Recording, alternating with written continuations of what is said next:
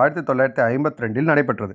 அப்போது ராமநாதபுரம் சட்டமன்ற தேர்தலில் காங்கிரஸ் சார்பாக போட்டியிட்டவர் ராமநாதபுரம் மன்னர். அப்போது அவரை எதிர்த்து எந்த கட்சி வேட்பாளரும் தேர்தலில் போட்டியிடவில்லை.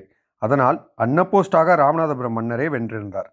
தொடர்ந்து 1952, 57, 62 என 3 முறையும் ராமநாதபுரம் மன்னரே அவரை யாரும் எதிர்த்து போட்டியிடாத அன்னபோஸ்டாகவே வெற்றி பெற்று வந்தார்.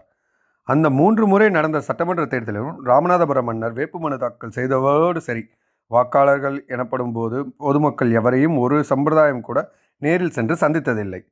எவருமே அவரை சந்தித்து போட்டியிடவில்லை என்பதே வேறு விஷயம். மக்களாட்சி ஜனநாயக பொது தேர்தலில் கூட மக்களை சந்திக்கவே இல்லை. 3 முறை வென்ற மன்னர் அவர்.